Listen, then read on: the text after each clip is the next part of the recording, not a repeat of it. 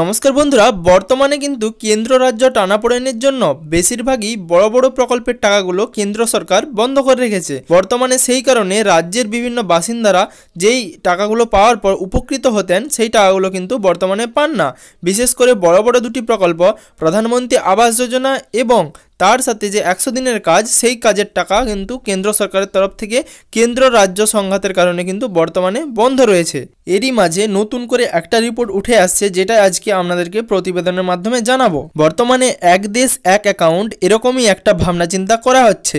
যেমন প্রত্যেকবারের মতনই আপনারা পিএম কিষানের যে টাকাটা সরাসরি আপনাদের ব্যাঙ্ক অ্যাকাউন্টে পেয়ে যান, সেরকমই অন্যান্য প্রকল্পের টাকাও যাতে সরাসরি আপনাদের ব্যাঙ্ক অ্যাকাউন্টে দিয়ে দেওয়া হয়, সেই কারণেই এইরকম একটা সিদ্ধান্ত নেওয়া হয়েছে।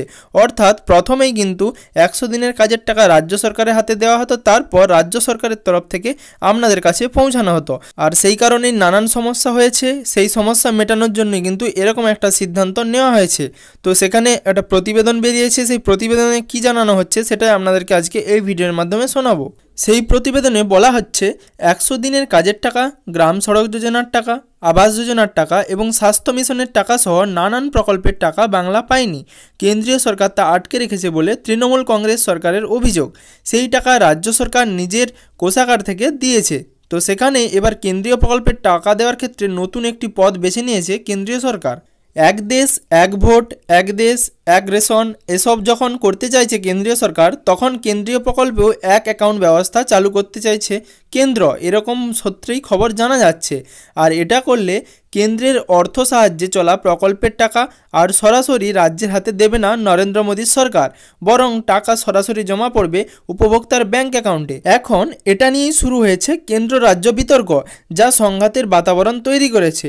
অর্থাৎ কেন্দ্র চাইছে যে সরাসরি ব্যাঙ্ক অ্যাকাউন্টে যে উপভোক্তারা রয়েছেন তাদের ব্যাঙ্ক অ্যাকাউন্টে টাকাটা দিয়ে দিতে, কিন্তু রাজ্য চাইছেন যাতে সরাসরি রাজ্য সরকারকে টাকাটা দেওয়া হয় এবং রাজ্য সরকার সেই টাকাটা বিতরণ করবে। তো এই নিয়ে কিন্তু একটা সংঘাত তৈরি হয়ে গেছে ইতিমধ্যেই কেন্দ্র এবং রাজ্যের মধ্যে। মমতা বন্দ্যোপাধ্যায়ের সরকারের অভিযোগ, একে তো বিভিন্ন প্রকল্পে বাংলার বরাদ্দ যে টাকা সেটা কেন্দ্র সরকার আটকে রেখেছে, তার উপর নতুন করে এক অ্যাকাউন্ট ব্যবস্থা চালু করলে দেশের যুক্তরাষ্ট্রীয় কাঠামোর মূলে আঘাত লাগবে। এই ব্যবস্থা চালু হলে কোনো প্রকল্পের টাকাতেই রাজ্যের আর কোনো নিয়ন্ত্রণ থাকবে না। এমনকি কোনো প্রকল্পে রাজ্য সরকারের অর্থ বরাদ্দ থাকলেও খরচে সরাসরি নজরদারি করবে কেন্দ্র। এই খবরদারি পছন্দ নয় নবান্নের। তাই রাজ্যের অর্থমন্ত্রী চন্দ্রিমা ভট্টাচার্য বলেন, 100 দিনের কাজ, আবাস যোজনার মতো প্রকল্পের টাকা কেন্দ্র আটকে রাখার জেরে রাজ্য নিজেদের অর্থেই প্রকল্পগুলি চালাচ্ছে।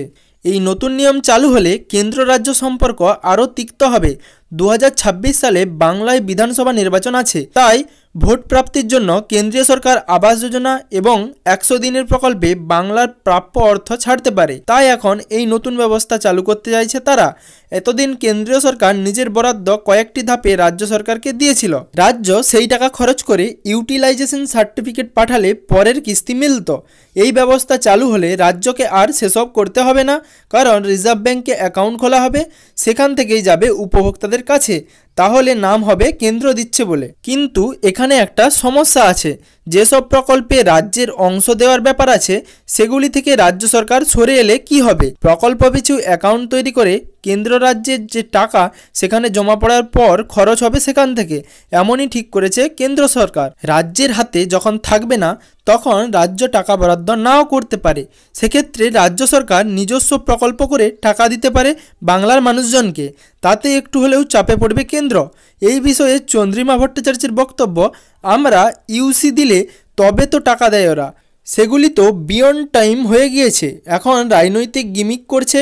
আর বিজেপি রাজ্যসভার সাংসদ শ্রমিক ভট্টাচার্যের কথায়, কেন্দ্রের বঞ্চনা তৃণমূলের একটা রাজনৈতিক স্লোগান ছাড়া আর কিছুই নয়। সবশেষে এই প্রতিবেদন থেকে জানা গেল, যদি এরকম ব্যবস্থা চালু হয় তাহলে কিন্তু রাজ্য সরকারের কোনো রকম মধ্যস্থতা থাকবে না।